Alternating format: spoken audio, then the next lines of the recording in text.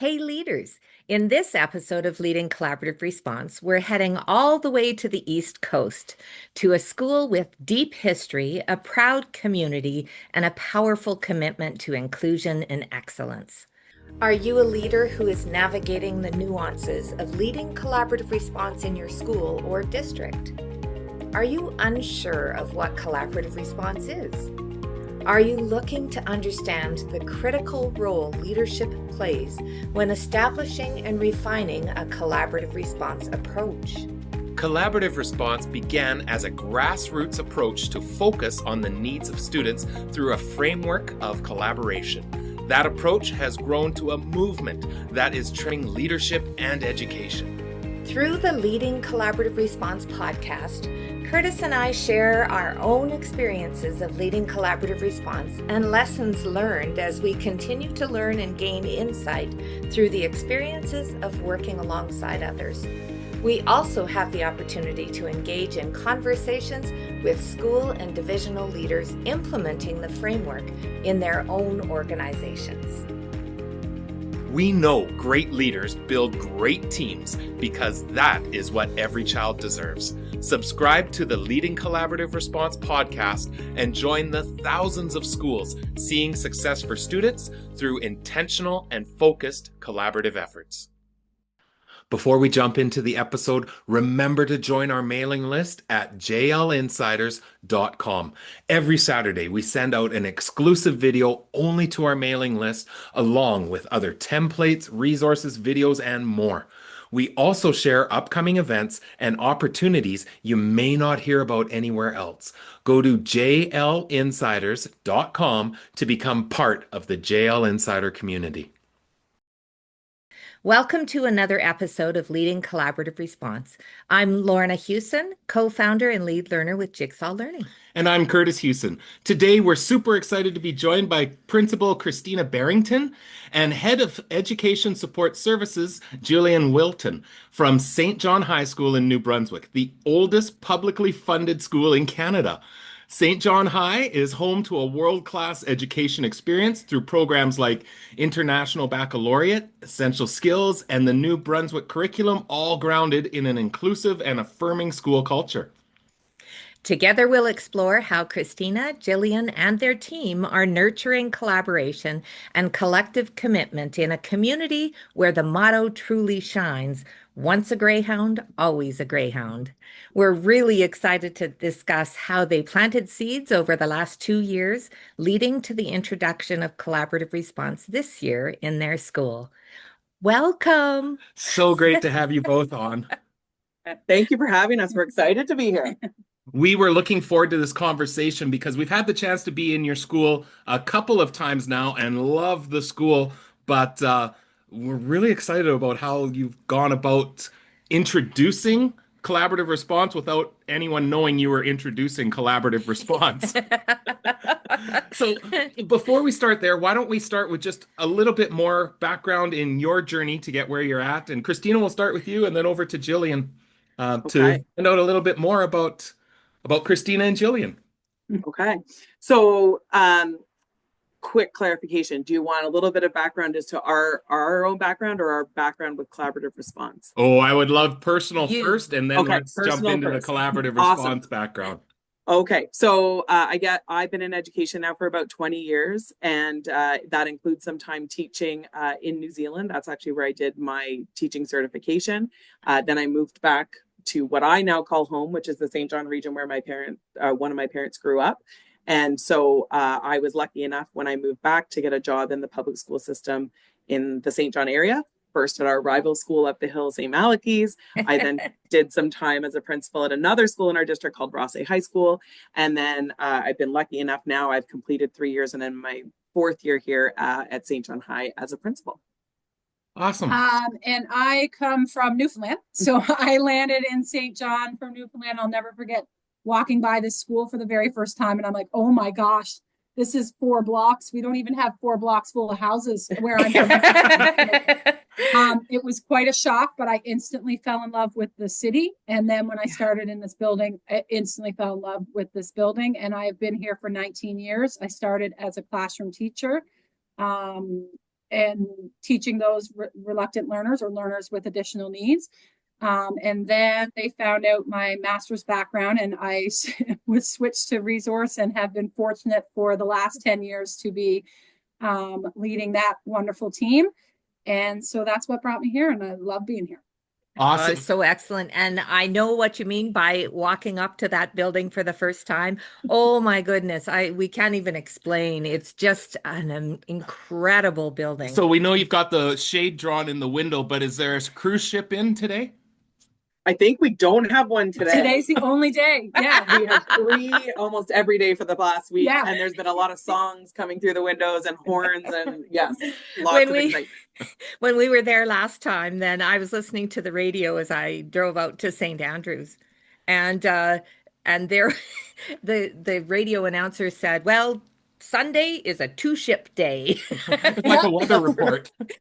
Yeah, exactly. Yep.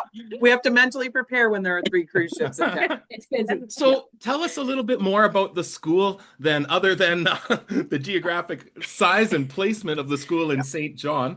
But yeah, a little bit more about grade levels, programs offered, student population, all of that good stuff. So St. John High, in the time I've been here, but also in Jillian's time span here, has gone from 900 all the way up to sometimes close to 1,300 students in this building. Right now, we're sitting comfortably just above 1,000, and our demographic is that we do pull from some of the neighborhoods in our area that are the lowest socioeconomically, if you were to look at CRA data or local statistics from some of our Human Development Council measures. We also, though, do pull from one of the more affluent communities in the St. John region. So we do have quite a mixture across the socioeconomic spectrum. And just like many other places in Canada, in 2016, we did get a very large influx of Syrian refugees coming to escape their nation at the time, and have since had some Ukrainian refugees come during their war. And so our demographic here sometimes can get as high as 40% or so who are learners who weren't necessarily born in Canada and don't necessarily have English or French as their primary language. So we do have a lot of multilingual learners. We have, I'll let Jillian describe some of the learning needs that we have because she has a handle on those numbers. But I always say, as I say to parents, diversity is our strength. And it absolutely is evidence when you come into our halls. It does probably present us all of our challenges as well. And we do find ourselves advocating for those students on a regular basis because not everywhere else in the province do they experience our level of diversity. So they don't always understand what we're dealing with. But Jillian can talk to you about the need on her end. Yeah, absolutely. And from our lens of the education support services side, we would have over 200 students out of our 1,000 that would follow a PLP. So we just refer to that as a personalized learning plan here. I think some of you would be familiar. I think IEP may be the language others would use across the country. So we would have about 20% of our population here that has a formal plan needed in order to support their learning. Right. Excellent. Yeah. And it's grades 10 to 12, correct? 9 to 12. 9 to so 12. Yeah, in New Brunswick, the grade 9 curriculum is pretty much preset, but our credit program does begin at grade 10. Okay, excellent. So let's jump in then to where did this collaborative response work first surface? And I know a little bit of that history as well. And I would love for Jillian to then respond back of the response when you hear, oh, great, the principal went off to a conference and brought back something else for us. Yeah. And yes, that is very much part of this story. So I was very lucky in 2021. It would have been March of 2022. So right out of all of the COVID restrictions and our partial days and alternate days and all sorts of restrictions, there was a group of principals who were allowed to go and travel out to Alberta for U-Lead in the year that it was combined with the Canadian Association of Principals Conference. So it was a double conference out in Banff, and I was able to travel out with quite a few of my colleagues. And I love going to conferences and getting new ideas. And so I was lucky enough to actually hear from one of your principals, Carolyn, who, along with her team, presented the idea of collaborative response. So we were in a relatively tiny room in the Banff Springs Hotel. She had her whole team there. It was really clear that it was a staff-wide initiative, and they explained their process, that it had taken a few years to get to a point where she felt like she could come and talk about it. But I remember watching it and texting my director of student services at the district level saying, we have to do this in Anglophone South. Like, you have to get this book. We have to do more research into this. Because I had been a part of some folks who had tried to pilot different ways to run our ESST meetings, so our student service team meetings, when I had been at some of my previous schools. And a lot of the tweaks to those meetings had not elicited the intended outcome, which was to empower teachers to make changes in their classrooms. It was to make sure that when we were discussing a student, everyone was taking responsibility, and none of the things that we had previously tried were working or doing that work. So I listened to Carolyn. I knew I couldn't jump in. Even at that point, I was actually at my previous school. I knew I couldn't jump right in based on what Carolyn had told me.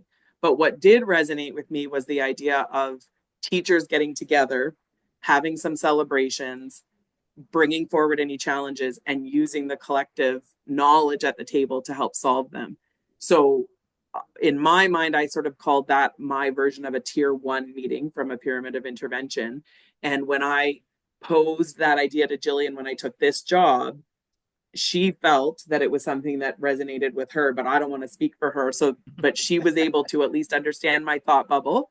And then her team, who is so good at executing things, was able to turn it into something. So I'll let her explain how she felt when I explained it. And then we can go from there. Well, I think you guys nailed it, right? When you see a principal goes away and blah, blah, blah. So with our staff too, just to give you a little context, our staff had been through a lot of changes. So many of us in this building that would just have been mid-career, early career teachers, Christina would have been our third principal in as little as 5-6 years. So there was a lot of changes. So I feel like what worked so well here when Christina and I met was, I knew the pulse of the staff was, we have been through so many changes. I don't think that we were necessarily heard as we should be. And in my brain, as she was speaking, I was just like, this is their chance. This is going to be their chance. Now, it is a tough sell when we're asking for more change. We're asking for time out of their preps.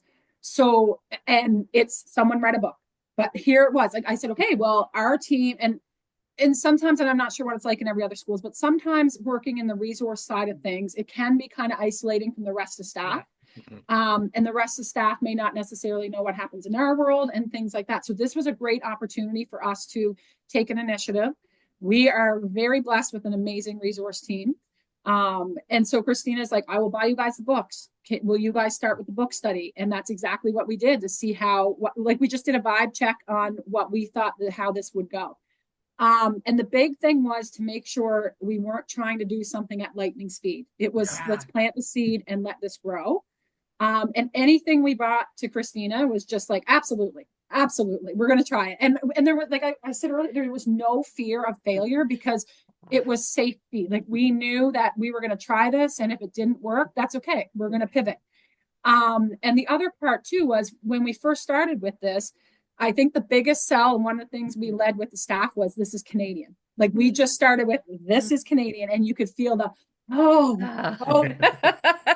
that, like, so we really highlighted the pieces that we knew was really important. And we really said it's about your voice and taking things back. So we structured things a little differently in the start, but that was a strategic choice that we thought would work well for our staff. So the way we did it was teachers met on their preps and it was led by one of the resource teachers. There was no admin in these meetings intentionally, because what we wanted to establish was free voice, free share, and that communication back and forth. So we really focused on big ticket tier 1 items for our building that could really impact student growth development. And from that, what teachers really appreciated. So we were honored the time. So teachers we're very fortunate to have an hour of prep, or 40, depending on the length of the period, but 30 minutes was the maximum. Right. And that was it. And we set the timer, and that was it. How often, Jillian? Pardon? How often? Oh, okay. So we started with bi-weekly. Yeah. And then in second semester, we stayed bi-weekly, but in the second year, we did bi-weekly and then went every 3 weeks, sometimes a month. Like depending on those break months. Right. And how many people would be in each of those groups potentially? So that was kind of one of the feedback pieces we had said was our groups were almost too big because they were naturally done by preps. So there would be some groups of like 16 people in it. Yeah. The value in that is that you had teachers from every different type of subject area and grade, and teachers that in our busy, you know, the busy life of teachers may not necessarily have time to sit and chat. So what we found as a natural progression was after the 30 minutes, the first couple meetings, most teachers were up and gone. And then at the end, it was just 30 minutes are done, but it was just time with colleagues. Like the conversations continued, or we specifically targeted resource support time. So we as the resource lead would stay. And in that 30 minutes, if a teacher had a question about a specific student, or they want to make a referral, but they weren't sure how, or their student needed an adjusted goal put in the personalized learning plan, like that was time where they knew they could have us and we were there. So I think that worked. But the biggest piece that worked early on was I would sit with Christina and we'd go over all of the wins, the areas of concern, and the suggestions forward. And she would then take that to her admin meeting and then feedback with us. So the start of every other meeting was, here were some of the themes that came from all 5 meetings today. This is what we discussed with the admin team, and this is what the admin team would like to let you know. They're now going to look at a work completion policy. They're now going, so that teachers could really see the value of their voices going forward and how we're going to move things along in the school. So it really didn't take long to have buy-in. Also, free snacks. I know. I was going to say, we did provide coffee and snacks, and we still do. Free snacks. Yeah. And I have to get better now that in the model we're in, which we'll talk about a little bit later, because our province has given us actual time to really allow this to take off. But I do think that the food and snacks was an extra incentive. Yeah. But I do think one of the things that happened when I first moved here, one of the first meetings I had with staff is I did have them line up in my main hallway from the number of years they've been at St. John High. And we had a real gap. There was lots of people who were 10 plus, and there were tons that were 5 and under. There was not a lot in the middle. And what I was trying to point out to folks is that one of the only ways that we're going to maintain the excellence and the environment that everyone was telling me they wanted to keep is if all those folks with 10 plus years experience spent time with those who were brand new to share those things. Yeah. And this structure and this team allowed that to happen. Mm-hmm. And really, it was their investment in staying for the time after, I think, that really helped build those relationships, because they were able to sit one-on-one with some of our staff and really make sure that they were able to follow through on some of the things that we just take for granted. We say, oh, do a referral. But we don't think that, well, they do one referral a year. Of course, they don't remember where it is or how to put it in or what to put in certain spots. So, yeah. Yeah. Honestly, the organic conversations that came in that second half of the 30 minutes was just phenomenal. Yeah. To sit back and just see, it was super cool. And then we were fortunate enough that Christina invested in this, and we got to work with Caroline from your company as well. She was a phenomenal resource for us. So we made it smaller scale. Myself and Kayla met with her several times throughout the year to really now move this forward based on the fact that we have the buy-in. Now let's go forward. So we spent a lot of work in there, which was cool because we brought back what we worked on with her to those tier 1 style meetings. Yeah. So for example, in our province, we would have that 3-level response to intervention and 3 tiers, but we really invested in and really thought the 4-tier is more appropriate for us. We'll be right back to continue this episode. Leaders, are you looking for the most effective ways to empower your staff and elevate student support? Jigsaw Learning invites you to our free 2025 Collaborative Response Virtual Summit on December 1st. Join us online to learn directly from school and district leaders who are transforming their organizations with collaborative response. Discover how this robust framework can deepen your multi-tiered approach, build collective staff capacity, and ensure success for all learners. You'll gain practical resources, connect with educational leaders globally, and unlock numerous surprises, all at no cost. Mark your calendar for December 1st, 2025. Don't miss this opportunity to strengthen your leadership and build a thriving school culture. Visit jigsawlearning.ca for details and get ready to empower your team. And now back to our conversation.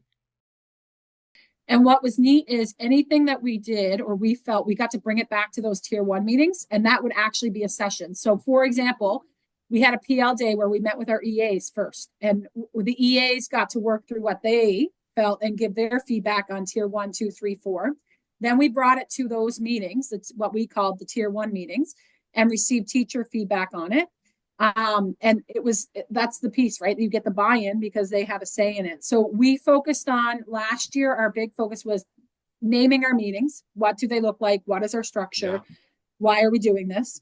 And then we spent time on developing the 4 tiers and continuing to look at those and understanding that that's more of a living document. So that's kind of where we were last year. So we still had our tier 1 meetings, but we still moved ourselves forward. And now this year we're full into it. So really, that first year was, let's bring people together during their preps. Let's find out what are some challenges getting in their way, start addressing them. By the second year, it's okay, now let's start naming those meetings, understanding the 4, which then leads us into this year. So essentially, you spent 2 years engaging in work that people did not know yet where the end goal is. This is interesting because lots of times when we introduce the work to schools, we'll share an overview, and then usually they'll start with the collaborative team meeting.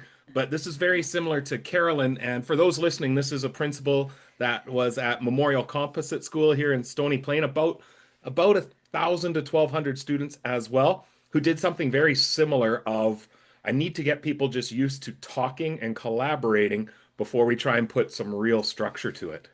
Yeah.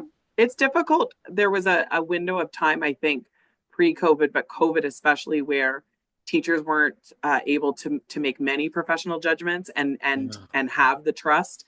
Probably during COVID, that was society-wide, so that wasn't a unique experience in education. But I do know that as a VP and then a principal prior, that really there had been a little bit of an erosion of the professional judgment piece for these professionals.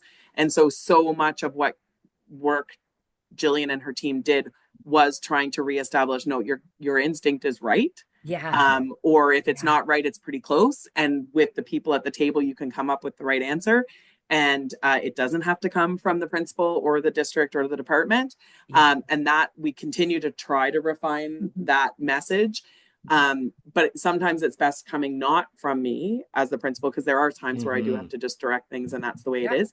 But this team, the student services team, who want to be in service of the teachers, get to actually put our money where our mouth is, so to speak.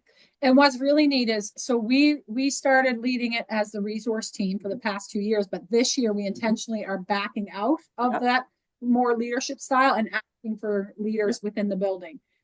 So right now we're running 13 meetings. Would have happened this morning just before this. And out of those 13, 9 of them are non-resource teachers. They're classroom teachers, or there might be a vice principal, so we're taking a step back and really allowing the leadership to develop within the building regarding this, because they saw us as having ownership, and now it's like everybody's now used to it. Let's go. Let's see who's stepping up into those roles. Right. Yeah, that's so exciting. I'm curious, was there a point in time where you were referring to them as tier 1 meetings? Because I don't think you could have started that way, did you? We did. We called them tier 1 right out of the gate. Right from the start. Okay. And I'll tell you where that nomenclature came from me. So when I was telling you that at the district level and the department level, they were trying to refine ESS, one of those ideas was that they came through and they said, okay, your ESS meetings, you should have about 60% of your time should be on tier 1, about 30% should be on tier 2, and the last 10% can be on tier 3. But the truth is that the way ESS was structured at any school I'd been at in the area, we almost entirely were spent talking about tier 2 and tier 3. And there's no way we were going to get to 60% on tier 1. You know what's interesting about that, Christina and Jillian, is that our province also has a 3-tier model. And it was important for us to, let's really get clear on tier one. And in our work, we actually then start dividing it out that it's Right. So in classroom my is brain, 2 I tiers. said the only way I can ever get to that number is if my classroom teachers do a tier 1 meeting that's not actually at the ESS table. Yeah. Yeah. Then we are spending, then if I add up all the minutes that were spent in all of those meetings, then I am at a 60-40 kind of split. I'm not necessarily at all those tables, but they're actually discussing classroom level issues, because that's not what we're always discussing in our traditional ESS format. So I did call them tier 1 right out of the gate, because for me, it was answering that call that I'd been given before about this 60%. And it was the only way I could get there. Yeah. No, that's great. And I know, like Kurtis said, in Alberta, it's been the same thing that I worked as a director for a while with a couple of school divisions. And in that work, it was about being able to engage our specialists, sharing their ideas around universal practices in tier 1. And the constant mantra would be, I don't know how to do this because our teachers are not exactly receptive for me to tell them what they should do in their classrooms. And so all of that was part of that too, that how do we build up that tier 1, but without a structure? Yeah. So I do have to tell you, and we're going to now kind of shift into, so those were your 2 years of planting seeds and building up really critical mass is what you're doing with that to where you're at this year, because Lorna and I had the chance to come and join your school. I worked with your staff, the whole staff team, on one of the days, and I don't know if I've ever worked with a team for the first time where there was just so much head nodding and excitement within the room like that. It was at a really, really high readiness level, I guess we could say. Yeah. So talk to us about that. And then about your project that you have what it going looks like now. now. Yeah. So I think the readiness is twofold. So one is all the work that Jillian and her team did to lay the groundwork. And because so much of semester 2 of last year was spent refining the 4 tiers, naming our meetings and what happens in the meetings, sort of forecasting, because we piloted a small group looking at a particular student to try to get some people used to the smaller groups and the actual format of the meeting. I think that readiness was there. We are lucky in the province of New Brunswick right now that they both our union and the Department of Education partnered to do a calendar pilot. So we have been blessed with piloting 10 additional days where we don't have student contact. We have only our staff. Today is one of them. And we are actually able on these days to allow the time for these meetings to take place in a meaningful way, for them not to have to be cut off at the half an hour mark to honor prep time, but rather for them to naturally progress through the entire conversation. So it meant that the leap to a collaborative team meeting, we were better able to do it, because we had dreamed of, if we were going to do this in a previous model, I was going to beg the district for an early dismissal 1 day a week. I know how unlikely that might have been. But for Jillian and I, we knew that there was no way we would probably be able to hold true fidelity to what we wanted without this time. So we are hoping, and I think it will be borne out in the data by the end of the year, that like we will be able to show that our instruction got better. I know that I would say the wellness of our teaching staff and our educational support staff and our EAs and our secretaries will be better. And I do even think that our students will be better with behavior and academic success, simply because they are getting the best of their teachers now. And I do think that these collaborative team meetings are really going to allow teachers to refine their practice and really try to improve things in the classroom, given what the one thing that every survey has ever told me as a principal teachers needed was time. And this year we actually get it. It really, we were really fortunate. And we made a conscious effort over the past 2 years to always kind of discuss where we are going. Like, why are we doing this? Where are we going to eventually land? What is that going to hopefully look like? And exactly what you said, the roadblock was time. And we spent a lot of time with Caroline kind of looking at, how did that work in your building? How can it work with our constraints? And we were into that. Can they have an early dismissal? But this pilot has been amazing. Like, this is the second day we've had, and I didn't get up here till 11:01 because people were stopping going, oh my gosh, Jillian, this is like the fact that this just happened and we can talk about this. And I feel so much better right now. And it's just, It's a different energy. good. Like it's awesome. So, Christina, you, because this is a pilot project, I'm assuming that you are gathering data as you go throughout your year to be Yeah. able to demonstrate success at the end of the year. We will Yeah. have to connect later to see. We would Yes. love to Yes. see your Well, data to know what happened. yeah, and actually, one of the things I'd like to do when we next connect, when you're here for your next visit, I think it's in December, is I would like to look at what we are measuring. If there's other things that you think we should be looking at from your experience, I actually have a meeting next week with all the principals of pilot schools around the province to find out what the province is going to measure. And some of that will be helpful, but because we're the only ones doing this work, and we do have another school that you worked with, Lorna, that's in their infancy. The hope is for me that we can show other schools how wonderful this model is. I have presented, and Jillian has presented, our tier 1 meeting format. I presented it at a principals meeting. She presented it at a union conference. And people resonate with it. Like, there are people running the tier 1 meetings in a lot of schools in the province, or at least using the base model of a celebrate item, a challenge, and collective problem solving. Yeah. But I am so anxious for them to actually hear about the whole model. I give out your book everywhere to anyone who asks me about it, because I say, this is my interpretation of a session that you lead based on this book, but I give them the book because I say you have to read it to really understand why it's resonating. And so, yes, we will share our data. And I think, I mean, a lot of our data is really going to come a little bit qualitatively from teachers in terms of, wow, I was able to refine a lesson idea with my group, and for once the quiz scores were higher, right? And yes, I can look at those quiz scores, but the feeling of the teacher feeling like they're better is something that is hard to quantify. Well, and just this morning, one teacher was so almost in tears. She was just so happy because like we met about a student like in a different style meeting, and that student has attended head up and even completed 3 assignments. And she's just like, I can't believe that just getting together and having time to talk and going through what works well for these teachers and trying and implementing those things. I'm seeing this already. And that last meeting was what, September 19th. And she's like, this is unbelievable. Aww. And like yesterday I was at the district office for PL, and a colleague from just outside of our city school. She's like, we've been talking about it to our SPR, and she really wants to come to your school to see and sit and talk with you. And I'm like, come in. So she's coming next week to kind of sit, have a chat, like how we started, where we went, that kind of thing. So they're very interested in starting slow and steady. They're kind of in a new scenario.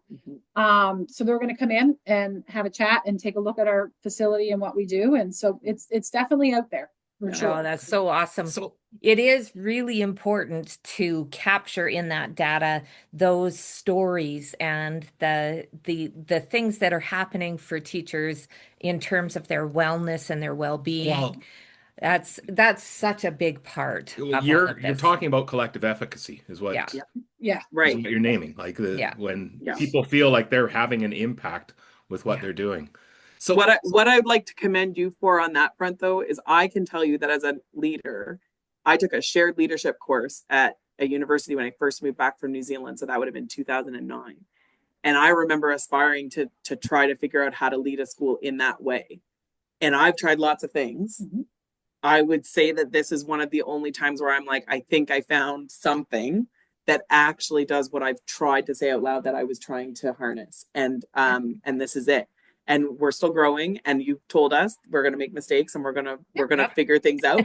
But it is the first time where I actually feel like I could say to another leader, you know, this is how you give them that leadership, that voice, but in a way that's meaningful. Because the part that really stuck with me when Kurtis, when you were presenting to our staff on the Friday you were here, was trying to talk about not having a meeting go 2 hours long, but like being very thoughtful and targeted in what we're talking about, and really focusing on actions, because teacher voice can be huge and overwhelming for a leader to try to figure out how to satisfy it.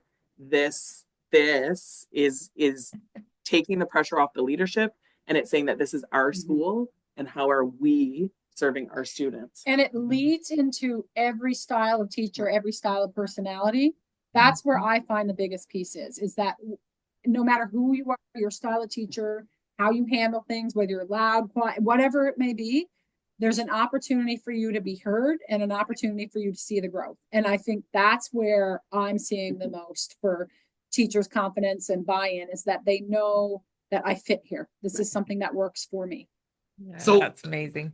Take a moment then to describe. You talked about naming our meetings, getting really clear on the layers. And Christina, off camera, we had talked about how on some of these Fridays, you've got some teams doing collaborative team meetings, which are the bring a student with a key issue, we'll collaborate on that key issue, assign actions. But then you said we also have some what we would refer to as case consults, and I don't know if you call it something different, where we're going to look at one student and what are their needs, because talk to us about why that was important, that some groups might be starting there, some might be starting at other places, and why. So yet again, we've made our St. John High School version of something. We'll be right back to continue this episode. Do you feel like you're talking about the same students in virtually every conversation? Are you struggling to keep up with the number of students being referred for supports beyond the classroom? Are teachers struggling with increasingly complex classrooms? Well, you're not alone. My name is Lorna Hewson, lead learner and co-founder of Jigsaw Learning. In this free on-demand webinar, I'm going to be sharing with you the importance of 4 layers of teams that are essential in every school to ensure success for all students. We will then observe and unpack a unique team called the Collaborative Team Meeting. Throughout this webinar, I will share resources and samples to support your work back in your school. So excited to have you join me to learn more about creating a system of supports that exemplifies why every child deserves a team. And now back to our conversation. So one of the things that happened is we absolutely knew we were going to pivot to collaborative team meetings. But the one thing that we thought was particularly valuable, even about the structure of the meeting, is that we do have some students that have proven hard to serve, not because we don't know how to serve them, but because we maybe weren't being consistent. And based on their coordinated needs, we were really setting them up for failure because they were running into 4 different or 5 different sets of expectations. So we did do these student-specific meetings to start out with, and there are about 5 or 6 of the teams who are currently meeting about one student only, talking about what are the students' strengths, so what kind of things should we be praising throughout the day, what are some of the challenges that they can sometimes present, and how is it best to deal with them. And so their first meeting was on the 19th. Jillian just described sort of the second phase, so coming back and saying, yes, your suggestion worked and I'm seeing great output. And they'll probably do one final meeting on the 24th, because if we have managed to keep that student attending and they're succeeding right now in academics, that team doesn't need to keep meeting and they will pivot to a more traditional CTM. But there were just some that we knew if we didn't start. Jillian identified, a pretty substantial list, but identified the top 5 or 6 where if we don't start well, we're going to lose them, and we're going to lose them before we know it. And it'll be too late if we started even one of their conferences now. We would have lost them in September, and we'd be sitting there now going, well, now we just have to fight to get them in the door for a meeting. Whereas these teachers, within the first couple of weeks, coming up with a game plan, they are coming down. One student's piece of art is out in our office right now, and everyone's stopping to admire it. As soon as all the teachers found out that he was really good at art, that's been their focus of praise, and he's missing far less time than he ever has. Oh yeah. And so good. And that is one of the things that kept coming out of our tier 1 meetings, is teachers are like, I would love to have time to talk about how we can best help this specific student. So it was also honoring where they thought things should go and their opinions and voices on that. And it's great because it is so action focused. So I'm in one right now for a student who we started with the 19th, and we had very specific strategies that we were going to try. So we obviously opened the meeting with, how do those strategies go? What are you seeing? And so we are a group that may not necessarily have to meet on the 24th, because this student is meeting with such success right now that we decided that we're going to talk about it, but we may push pause on this one in particular because things are going really good based on the strategies we implemented. And teachers were really cool because they're like, oh, well, can I join the group that's talking about the MLL learners and how I think that would be a lane I'd love to be in. So like just thinking forward and honoring their voices in that as well. So the key is that we have flexibility, like, and that is super important to Christina, is making sure that we understand what the needs are of the teachers and being flexible in how we are best moving things forward in this building for the students. And she's always got her back on that part for sure. I think what's so critical in that, and I can hear it so clearly in your language, is your staff understanding that we're not meeting just for meeting's sakes. We have tier one meetings and here's their purpose. We have student specific meetings and here's their purpose and their format. We have collaborative team meetings and here's their purpose and format. Like understanding what is the purpose of each one of those. And I know, Jillian, from the work you were doing with Carolyn, is trying to get as a school, do we even have it documented clearly? What are the different meeting types? Right. Who's involved? What's their focus? So we have one of the posters was created and we put it through to Caroline, and we're meeting again next week because there's some things that we want to tighten up on that. And then Christina has supported us having those printed, and also we'll have them on our staff share site as well. Our continuum of supports, the 4-tier one, we decided not to kind of print because it's such a living document that one of the CTMs is going to be going back and revisiting that to see, okay, so we've been doing this now for a year. What do you see? What should shift and change? So that's going to continue to stay a living document, but a lot of time was spent understanding those two documents for sure.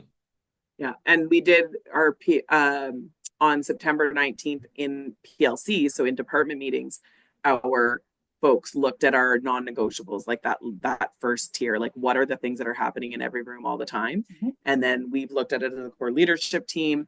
We think we have our sort of top 8, top 10. So, and that's come from the teachers. So certainly we're definitely, we're doing the work and learning as we go. And we did on the 19th, there was a little trepidation because we, as the start of the year is hectic, we didn't maybe get to spend as much time talking between your visit and September 19th. And so there was a little bit of a rush to get that first meeting going, but I borrowed your slide for the ready, fire, aim. And I said, we're just going to go.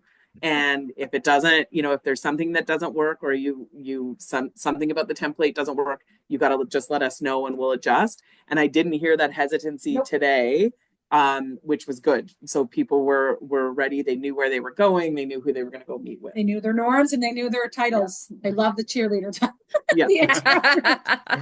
Let's sign up for the interrupter and cheerleader. That's right. Of course. This has been such an amazing conversation, and you are doing such incredible work in your school, and we're just so blessed to be able to walk alongside of you and just really getting to be part of that excitement that you have going on there. It's been a wonderful time joining your school. So thank you so much for that. Every time that we end off our show, we ask a specific question, and it's a little bit tricky. So I'll give you a moment to think about it. But so here it is. In the spirit of, if you knew then what you know now, what advice would you give yourself, your past self, in relation to this collaborative response work? I think if I could go back to myself as a VP grappling with this very issue at the ESS table in my early years as an administrator, I think I should have possibly done more research. Like if I knew the impact this could have, I think if I'd spent more time going and I probably would have found you earlier, is the truth of it. I think what happened when the top-down approach came saying this is what needed to happen, our team looked inward and tried to solve it just at our table at the school I was at, and didn't think to ourselves, possible somebody else has already gone through this. So that would be mine, because in hearing Carolyn, I was like, of course, like this just makes sense. But it took, and I'm so grateful that the stars aligned, because I could have very easily not signed up for that session. So yeah. And I think for me, going way back, I guess, into the earlier thing is, I think knowing and understanding and appreciating the professionalism that you have in a building from the teachers that are there, and trusting their voices and trusting their leadership and their opinions and their views to do what is best for the building. I think sometimes as educators and educational leadership, we lose focus of that. And it's basic. This was an opportunity to harness that in a professional, structured way, where at the end of the day, students' lives are better and they're more successful, and teachers' well-being is better, and consequently they're more successful as professionals. Yeah, so amazing. And I love that you focus so much on that professionalism of teachers and how we need them to be making decisions about what's happening for students. And you have them involved all along the way, which is highly impactful. I'll say one thing to you that has resonated with me, because we're doing a book study with core leadership that it's not connected to collaborative response, but I just read the chapter on the present situation for running departments and the psychological impacts on teachers of the last 5 years in education. And I got teary reading the chapter because it is about the teacher's loss of voice and control. Yeah. And I do feel like this is part of our little piece to get that back. Mm-hmm. And I know it's a long road. I know I can't undo some of the items. They are beyond my control. But I do feel like in our little haven here, we'll be able to try to harness that and try to give people some of that back. Mm-hmm. Awesome. All right. Well, thank you so much, Christina and Jillian, for taking the time to join us for this conversation. And just a reminder for anyone listening, you're at St. John High School. I assume that they could reach out if they have questions or love 100%. Yeah. We welcome the emails, and we will continue to present at conferences too, and hopefully be the Carolyn to someone else and inspire their collaborative response work. Oh, so awesome. All Well, right. thank you so much. It was such a wonderful conversation, and we can't wait to Yeah. do more. We will we'll be chatting again soon. See you soon. See you See guys. you. Okay, I know we say this every time in our I key know. learnings, but I was so looking forward to this conversation, just because of the off-camera conversations that we've had with both Christina, Jillian, and other members of their staff, team. their Yeah. team, that I was excited to bring this conversation to a wider audience. So let's get in. The first thing is, even though the terminology wasn't being used there, you really heard the idea of how do we bridge what they were calling their resource Yeah. with our Yeah. classroom teachers, where Mhm. we work with lots of systems where we have our general education and our special education, but how do we bridge those in a really meaningful way? And I thought it was interesting when Jillian said it felt like our work before was siloed, Yeah. even Yeah. though Yeah. we're all dealing with the same student body, the same challenges. So that stood out to me first, of getting really intentional on bridging those two worlds within a school. Yeah, and the next thought that's connected with that is around teacher involvement. Yeah. And that you could hear that at no point did they, when a student was struggling, they passed them on to the resource team. Which I know from conversations that was What some of the was reality happening before. Yeah. But now it is that teacher involvement all the way through, that even at tier 1, but tier 2 and tier 3, those conversations are very specific to, if it's an individual student conversation, they have the teacher at the table, problem solving, trying to and really focusing on a student's strengths and trying to attend to that, how do we create supports for that student based on their strength? So, as you're saying that, I'm thinking to myself, there might have been a point in my career or progression where I would have thought, man, it'd be so nice if this child could just be someone else's responsibility. And that would be good for me. But really what they're sharing is, no, when you're involved and you have agency and then you're seeing the growth, that's way more impactful for us. Way more. And again, I'm involved. I have the voice. I don't think our teachers are necessarily saying, I don't want to deal with this. No. It's more I don't know how, and let's together try and figure it out. It's super exciting to hear one of their teachers say, I'm seeing the growth that are coming from these conversations. I'm seeing this, like, that's And in a efficacy. short period of time too. Like that was what, maybe 4 weeks Yeah. between, and that they're actually seeing growth happen in that short period of time. Absolutely. And at a high school level where there are multiple teachers involved with one student, having that team come around and have those conversations about, what are the great things that are happening for this kid? And then how do we put supports in place to help them? So I think this conversation also really puts a spotlight on something that we share frequently, that there is no one recipe for No. how to do this work. In fact, Mm-mm. she talked about how some of our teams, the entry point is individual student conversations. For others, the entry Yeah. is the tier one level meetings that Yeah. they talked about. And I really love the idea that go back and understand the overall framework, and they said we keep always going back to reinforce the why, Yeah. being Yeah. really clear in that, but then understanding that we're going to flex, we're going to move, but we're building clarity as we work through. Yeah. And that why is so, so important for us to be really intentional with any type of meeting that they're leading. But they talked too about having organic conversations, Yeah.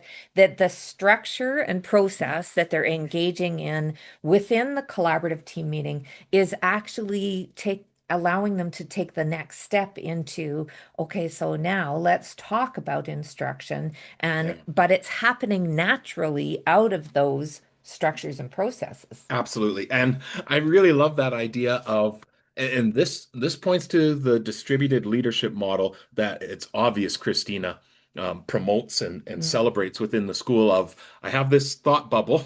I know, I love that she Yeah, uses that phrase. this thought bubble, but then it was really this team who went and actualized it. Yeah. And there's a constant flow of here's what we heard, here's some feedback back to the Yeah. group. But I think the um, idea that I have a team that's going to actualize this and I'm going to let them feel okay to struggle. And Yeah. Jillian even said, we feel the safety, and now our staff feels the safety that we can make mistakes along the way, and It's that's okay. okay. We're We going to learn from adjust. them. We learn. That's great. Yeah. And they Ready, didn't ready, fire, aim. yeah, they didn't necessarily talk about a lead team, but that's really what's Yeah. happening on a more informal place, is that feedback back and forth between different leadership across the school.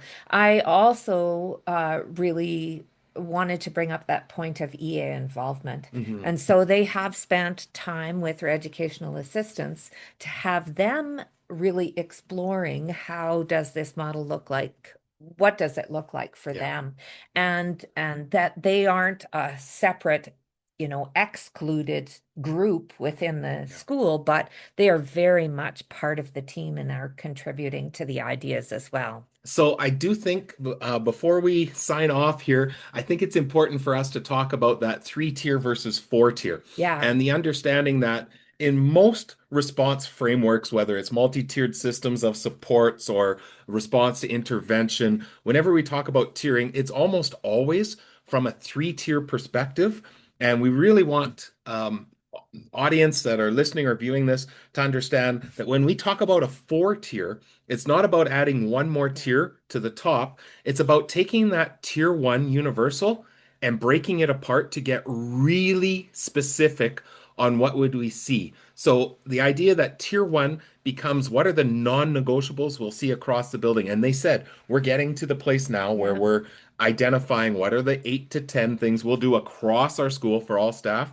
Yeah. Tier 2 then become what are the differentiated strategies that we could be investigating, trying, Which are all part of the universal right, tier. but still at the classroom level. So getting really clear and intentional on what is it that we could do, that then tier 3 become the supports provided by someone other than the classroom teacher, which is when that resource team Yeah. really gets involved, and tier 4 being supports beyond the school. So we wanted to make that really clear for people, and I Yeah. think it's so fascinating when she talked about that 60, 30, 30. 10. Yeah. When you think about the 3 tiers and the percentage of time focused on, we found the same thing, that's often in schools not the way that it's happening. So we have to get really intentional. And we found by splitting apart that tier one, it helps to align to 4 layers of team, which is critically important in this work. Yeah, the other thing that they were talking about, I think Jillian had mentioned that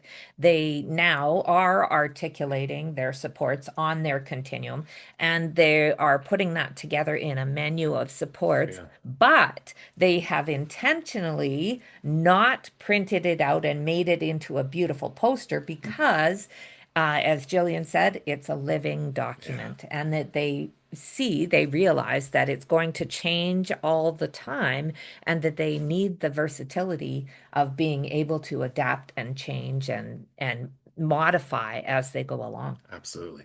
So once again, we would love to thank Christina and Jillian and the great team at St. John High School for the work that they're doing, but for those 2 ladies for joining the podcast and sharing their experience, their expertise around this work. Please make sure to check out the notes to learn more and connect with them if you have any heard questions. they're very open for conversation. Absolutely. We also have 2 requests. First, we'd encourage you to join or share our mailing list at jlinsiders.com. Through that, we send out weekly content and exclusive video resources that we know you're going to find valuable. Second, we'd love for you to like, share, review, or subscribe to help ensure someone else who needs to hear that St. John story can have access to it as well. Finally, don't hesitate to reach out at questions@jigsawlearning.ca if you have a question, a future topic you'd love for us to explore, or if you'd just like to connect. We'd love to hear from you. So once again, we're wishing you all the best as you lead the collaborative response work in your own organization. See you soon.